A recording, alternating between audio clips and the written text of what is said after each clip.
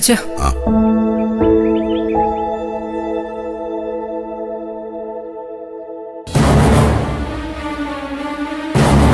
എവിടെ നിങ്ങളുടെ ആങ്ങള?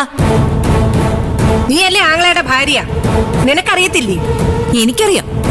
ആ വിവരം നിങ്ങൾക്കറിയാമോന്ന് അറിയാനാ ചോദിച്ചത്. അതെങ്ങനെയാ? എല്ലാവരും കൂടി ഒത്താണല്ലോ എന്നെ ചതിക്കുന്നത്. എന്താ നീ ഇങ്ങനെയൊക്കെ പറയുന്നത്? ഇങ്ങനെയൊക്കെ പറയാൻ മാത്രം ഇവിടെ എന്താ ഉണ്ടായത്? ഒന്നും ഉണ്ടായില്ലേ? ആ സിദ്ധു ആ ദേവികയോടൊപ്പം കറങ്ങി നടക്കുന്നത് നിങ്ങൾക്കറിയില്ലേ? അത് ആരുടെ കുറ്റം കൊണ്ടാണെന്ന് നിനക്കറിയത്തില്ലേ? നിന്റെ കുറ്റം കൊണ്ടല്ലേ? സ്നേഹത്തോട് ഒരു വാക്ക് നീ ഇതുവരെ അവനോട് മിണ്ടിയിട്ടുണ്ടോ? എടീ, 24 മണിക്കൂറും കുറ്റപ്പെടുത്തലും വഴക്കുമായിട്ട് നടന്നാലേ ഏതാണോ ഇങ്ങനെയൊക്കെ തന്നെ ചെയ്യൂ. ഒരു ഭാര്യയുടെ ക്ഷമ എന്താണെന്ന് നിനക്കറിയോ? അറിയില്ലെങ്കിലേ ആദ്യം അത് പോയി പഠിക്കേ, എന്നിട്ട് ഗുണദോഷിക്കാൻ വാ. ഭാര്യമാര് നോക്കാത്ത ഭർത്താക്കന്മാര് മുഴുവനും വേറെ പെണ്ണുങ്ങളെ അന്വേഷിച്ച് പോവാണോ ചെയ്യുന്നത്? എന്തുകൊണ്ട് ഞാൻ സിദ്ധുവിനെ സ്നേഹിക്കാത്തെ? അതിനുള്ള അർഹതയുണ്ടോ അയാൾക്ക്? അയാളുടെ മനസ്സ് മുഴുവൻ അവളല്ലേ, ആ ദേവിക. മറ്റൊരു പെണ്ണിനെ മനസ്സിൽ കൊണ്ട് നടക്കുന്ന പുരുഷനെ ഒരു ഭാര്യ എങ്ങനെ സ്നേഹിക്കും? അവൻ ആരെയും മനസ്സിൽ കൊണ്ട് നടക്കുന്നില്ല. എന്റെ മുഖത്ത് നോക്കി പറഞ്ഞതാ ദേവികയെ സിദ്ധു കല്യാണം കഴിക്കൂന്ന്. അതിനും വലിയ തെളിവൊന്നും വേണ്ടല്ലോ. എനിക്കറിയാം ഓരോരുത്തരുടെ മനസ്സിലിരിപ്പ്. അതൊന്നും നടക്കാൻ പോകുന്നില്ല. ജീവിച്ചിരിക്കുമ്പോ ഞാനതിന് സമ്മതിക്കില്ല. ഇത്രയും ഉറപ്പുണ്ടെങ്കിലേ നീ പിന്നെ എന്തിനാ ചന്ദ്രയെ പേടിക്കുന്നത്?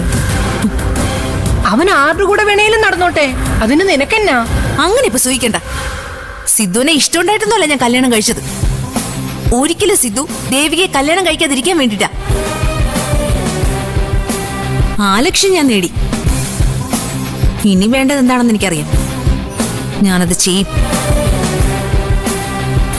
പറഞ്ഞേക്ക് ആങ്ങളയോട്.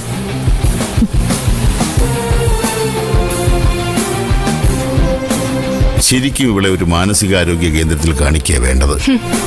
അതിനും സമ്മതിക്കുന്നില്ലല്ലോ. മോശം. ഇതെവിടെ ചെന്ന് അവസാനിക്കും എന്തോ അച്ഛാ. പേടിയായിട്ട് വയ്യ സിദ്ധുവിനെ കുറിച്ച് ഓർക്കുമ്പോ.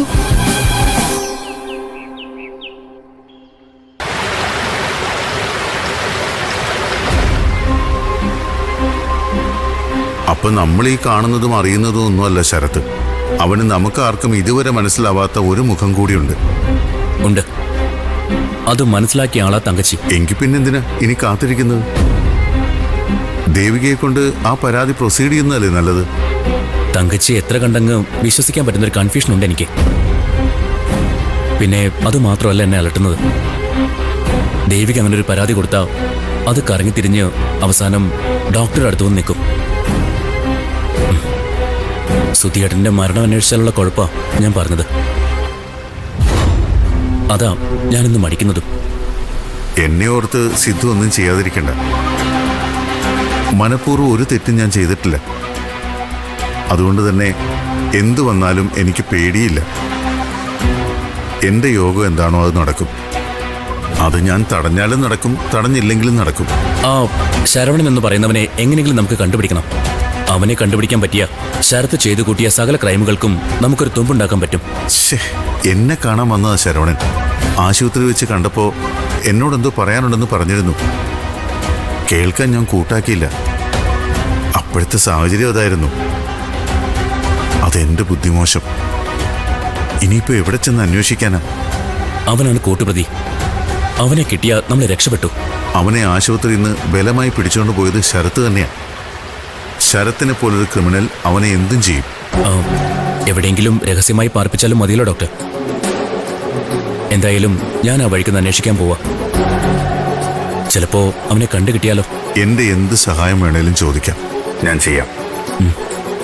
ശരവണനെ എത്രയും പെട്ടെന്ന് കണ്ടുപിടിക്കണം. അതായിരിക്കണം നമ്മുടെ ലക്ഷ്യം. ദേവിക്ക് മാത്രമല്ല, ആ വീട്ടിലുള്ള സകലർക്കും ഭീഷണി ശരത്താണ്. അവനെ പൂട്ടിയില്ലെങ്കിൽ അത് ഞാൻ ദേവിയോട് ചെയ്യുന്ന ഏറ്റവും വലിയ തെറ്റായിരിക്കും. സിദ്ധുവിന്റെ ശ്രമം വിജയിക്കും.